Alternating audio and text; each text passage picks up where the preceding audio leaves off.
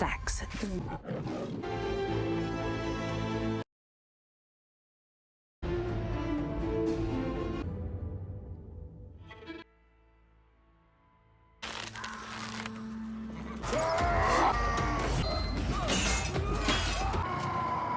Edric didn't believe England had been conquered, defied the king's soldiers, and he came upon a dwelling.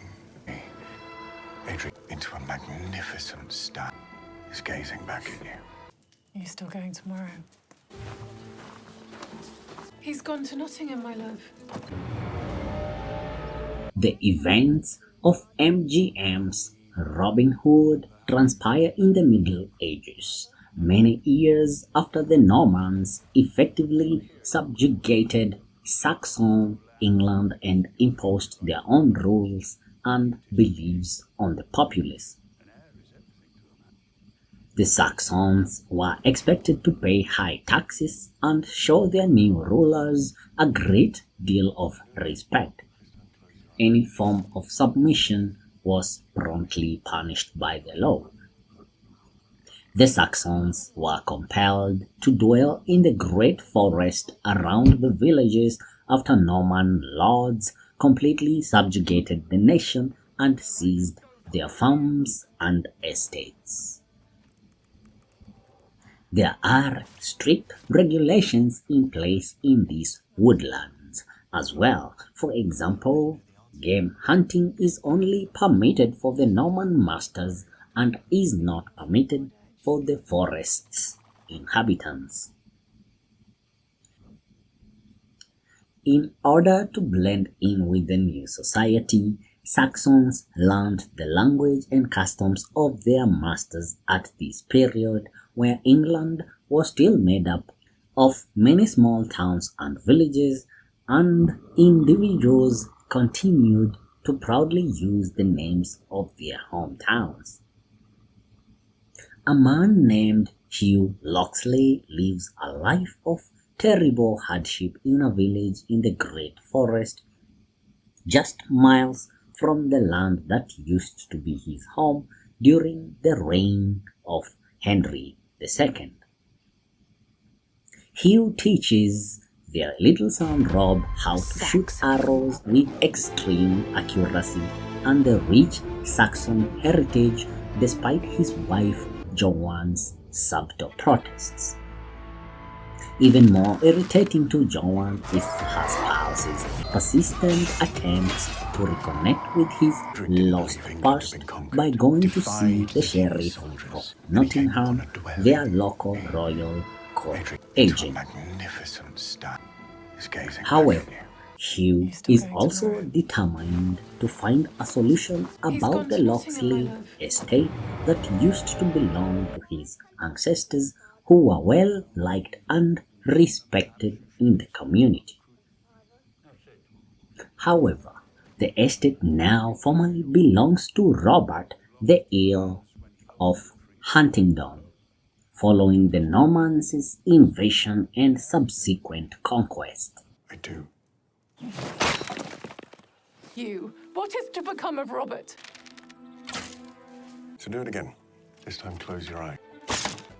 Look at this. Hey, when you're ready. His name's Henry. Panels. In the corner behind. He said he used to live here. Wonder I didn't go there. Because of you!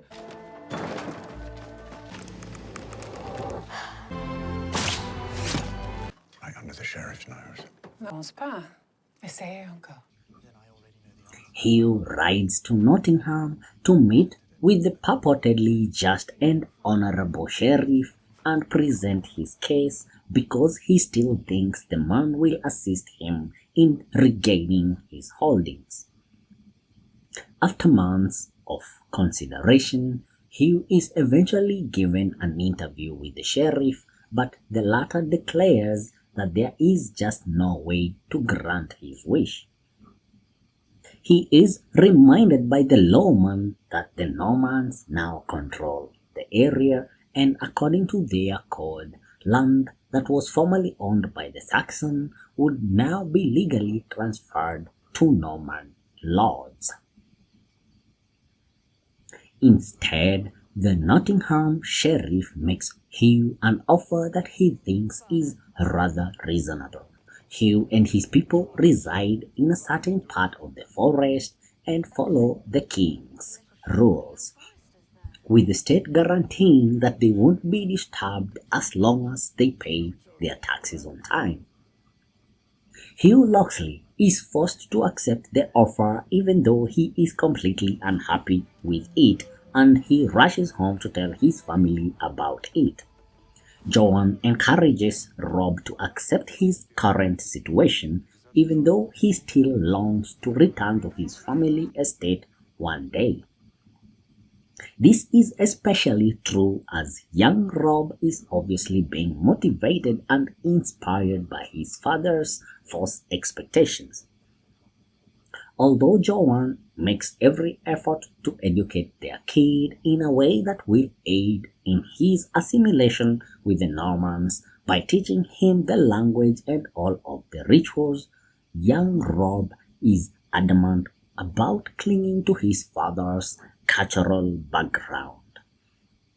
Joan is really worried since he even ventures close to the Locksley estate to mark his adversaries for the foreseeable future.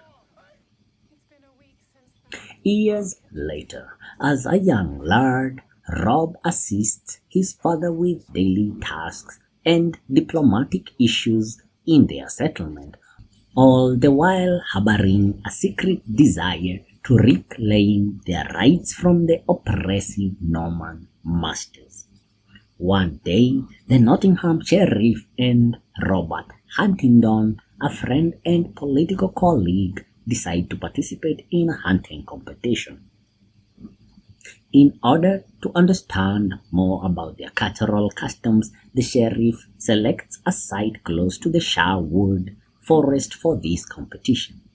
His daughter Priscilla and the Huntingdon heiress Marianne will also go with the guys. Hugh Lockley and his people are invited to lead the royal lords through the forest and take part in the hunt, as Sherwood is technically their realm and they were tasked by the sheriff with upholding the king's law. As Rob walks the group into the forest, Priscilla, now a young woman with seemingly unquenchable sexual cravings, falls in love with him right away, and Marian is interested in learning more about him, but restrained enough not to treat him like a lesser human being. The Locksleys continue to perform their responsibilities inside the forest despite their contempt for the noblemen, but they are wary of the seemingly amicable gathering becoming violent at any time. At first, things don't get out of hand when Hugh sends Rob to provide the lords some of their Saxon wine in order to make him more accustomed to being made to feel unimportant and inferior. However, things go terribly wrong for the Locksley when the hunt finally starts and the men fiercely pursue a herd of deer into the dense woodland. Rob lets his arrow fly, thinking he is aiming at a sprinting deer, only to discover that he has wounded a man in addition to killing an animal. When they discovered they were hunters, close to poachers who had been residing or operating illegally in the forest attempted to flee, but Rob's arrow struck one of them, causing the other to halt and surrender as well.